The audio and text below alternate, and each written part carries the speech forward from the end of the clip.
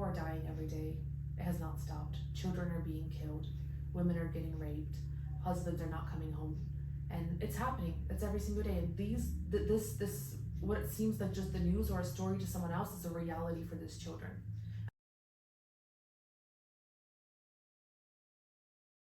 My name is Elena Patenko, and I work with an organization called Fight for Freedom. Initially, I came here as a volunteer. I saw the need, the people that were suffering in my country in Ukraine, and I knew that I had to do something more. And that's why I ended up staying here, accepting a job, returning, and committing for a year. Kherson was very difficult. These children, the ones that we currently have here today, they had Russian soldiers living inside their homes up to 9 months. They saw them killing their loved ones, their fathers, their brothers. They saw their sisters and their mothers being raped. They saw war. They know what it is. These children are completely different than any group I've ever seen or evacuated. These kids were excited for socks. They were excited for a box of bananas.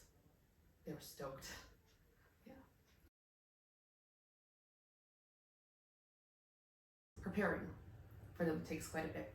We make sure that social services is always involved. The government of Ukraine, the government of Romania is also involved. We make sure we take every legal step to make sure that children are going to be protected.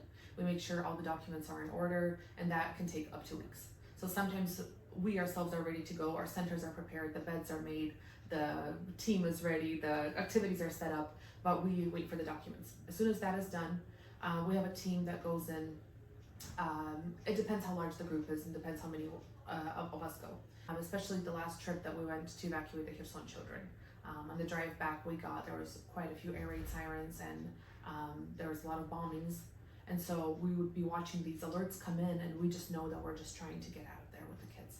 So the evacuation itself, we make sure all the kids are in one area. If we are in a more dangerous area, we can't really stay there very long because a large group of people becomes a target. So we try to evacuate quickly. So if we go in, a lot of the times during evacuations, the air raid signs are going off, and we're like, you're just trying to work through it, just to focus on what's ahead of you and not everything that's around you. We check all the documents. So we have someone from our team who does all the documents that comes. We have translators that come. We have drivers that come, and sometimes just additional staff just to make sure the process goes smoothly. We make sure the kids, we bring food, water with us, because a lot of these families are quite poor. They have nothing to send with their child, so we want to make sure the children are going to be taken care of and they're going to be comfortable, and they're good to go.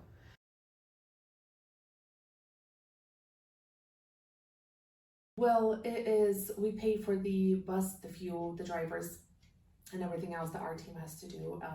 A lot of the times, if there are families coming from more dangerous parts, or if we're trying to bring families kind of closer, like the children were evacuating from Kherson, they were coming from 3 different locations. And so we pay for their tickets, we pay for their train rides, whatever it is, because we want to make sure that we cover everything for these people.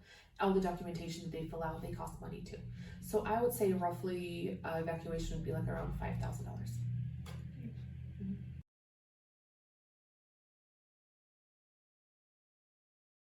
We're looking at renting or buying another center. We get catering. It's activities that we want to do with kids. We have so many wonderful volunteers that come in and just donate their time, and music lessons and English lessons and crafts and sewing and baking, and it's the coolest thing that they get to do this. But that's not where it ends. As much as I would love for us just to take all these kids in, they also need to be funded.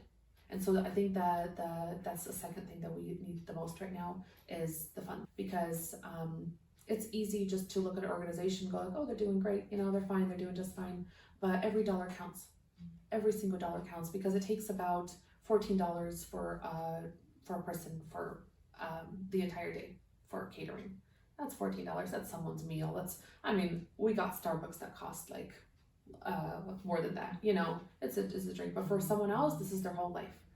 And so we want to be able to offer to these people like, hey, we know you came here for a month, but do you want to stay longer? We're able to have you stay here longer, especially with children.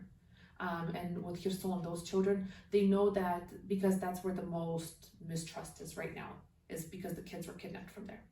And so we want to be able to show them, like, the first group came here, and they love it so much, and it's so cool to see these kids. And I know that a lot of more people are like, we want to go, we want to send our children deserve to have a break from the bombings, our children deserve to be not hiding in the bunkers anymore. So we want to send them away somewhere, even if it's for a month, but all of that requires funds. And so we love organizations that work with us, that partner with us, that help us with that.